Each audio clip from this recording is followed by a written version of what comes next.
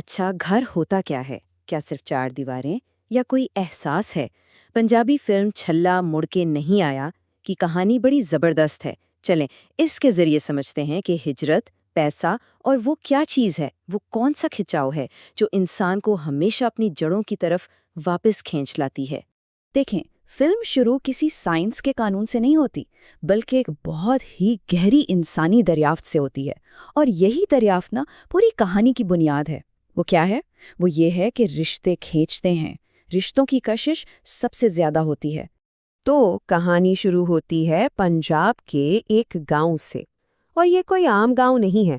ये एक ऐसी जगह है जहां लगता है जैसे वक्त भी रुक गया है और लोगों की सोच भी। बस रिवायात हैं, गुर्बत है और एक ऐसा पक्का यकीन है जिसे कोई हिला नहीं सकता। और इस दुनिया में ना न्यूटन की ग्रेविटी से भी ज्यादा ताकतवर कोई चीज है तो वो है रिश्तों का खिंचाव, खानदान का बंधन। और यही बंधन, यही खिंचाव हमारे हीरो छल्ला की जिंदगी की सबसे बड़ी कश्मकश बन जाता है। चचा, अगर जमीन घूमती तो हम सब गिर न जाते? अब ये सवाल सुनने में तो बड़ा सादा और मजाहिया लगता है ना? लेकिन ये गांव वालों की रुकी हुई सोच को बिल्कुल साफ दिखा देता है। एक ऐसी दुनिया जहां उनके ख्याल में कुछ भी नहीं बदल सकता, किस्मतें लिखी जा चुकी हैं और जमीन भी अपनी जगह खड़ी है। तो ये है छला के खानदान का खजाना। क्या है इसमें? 16 मुर्गियां, एक गाय जिसे पागल कुत्ते ने काट लिया, 6 बहनें हैं जिनकी शादियां करनी हैं, और एक छोटा सा घर जिसकी छत भी टपकती है। बस यही गुर्बत, यही लाचारगी है जो इसे एक ऐसे सफर पर भेजती है जो सब कुछ बदल देगा। चले, अब देखते हैं कि कहानी आगे कैसे बढ़ती है, क्योंकि यहाँ एक अजीब सी बात है। घर को बनाने के लिए घर को छोड़ना पड़ता है। यही तो इस कहानी का सबसे बड़ा, सबसे दिलचस्प तज़ाद है कि अगर घर की छत डालनी है ना, तो घर से बाहर कदम निकालना ही पड़ता है। यानी अपने लोगों के लिए एक बेहतर कल बनाने के वास्ते छिल्ला और उसके दोस्तों को हज़ारों मील दूर एक बिल्कुल अनजान मुल्क जाना पड़ता है। और ये कोई छोटा मोटा सफर नहीं था। सोचें जरा, 20 दिन तो सिर्फ दरिया पार करने में लग गए और फिर 2 सांग्रांद यानी पूरे 2 महीने लगे एक ऐसी दुनिया तक पहुंचने में जो लकड़ी के घरों वाली दुनिया थी, उनके गांव से बिल्कुल अलग। तो ये सिर्फ एक जगह से दूसरी जगह जाना नहीं था, ये अपनी पूरी पहचान पीछे छोड़ देने जैसा था। तो ठीक है, पहुंच तो गए वो, लेकिन वहां पहुंचते ही ना डॉलर कमाने का ख्वाब एक बहुत ही कड़वी, एक बहुत ही तल्ख हकीकत से जा टकराता। कहते हैं ना, मरे बगैर स्वर्ग नहीं मिलता। बस ये कहावत इनकी रोज की सच्चाई बन गई। उन्हें समझ आ गया कि जन्नत यानी पैसा कमाने के लिए पहले मरना पड़ेगा। और वो रोज मरते थे। कैसे? अपनी ख्वाहिशों को मारकर, अपनी जुबान को भुलाकर, अपनी पहचान को दबाकर। अब ये सीन देखें। एक किरदार मुर्गी की तरह पक पक करके दुकानदार को समझा रहा है कि उसे अंडे चाहिए। हंसी तो आती है ना?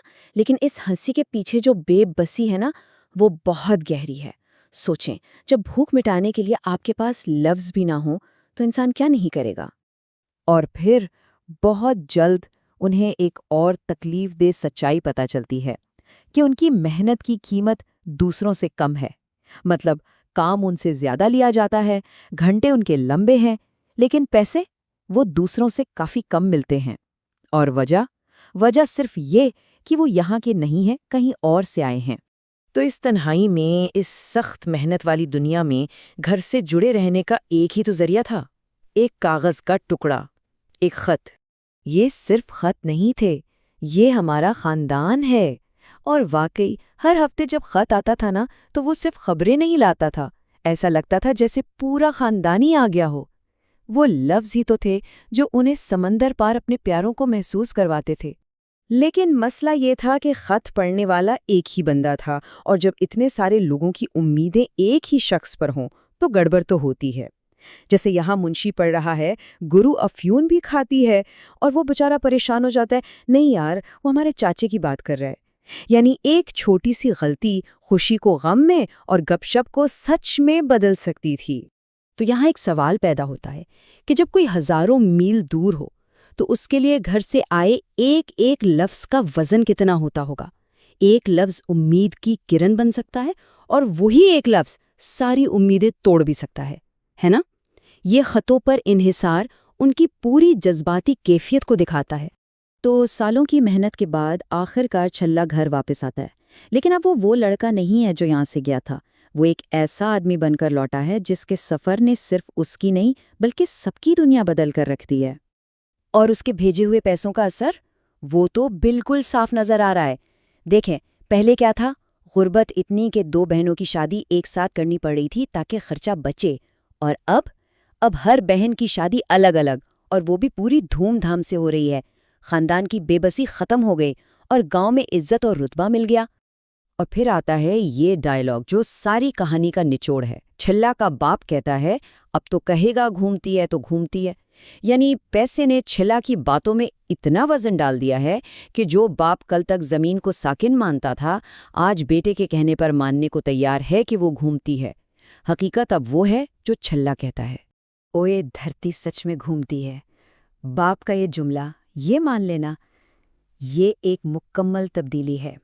एक सोच जो पत्थर की तरह जमी हुई थी, बेटे के सफ़र ने, उसकी कमाई ने उसे आखिरकार हिला दिया है।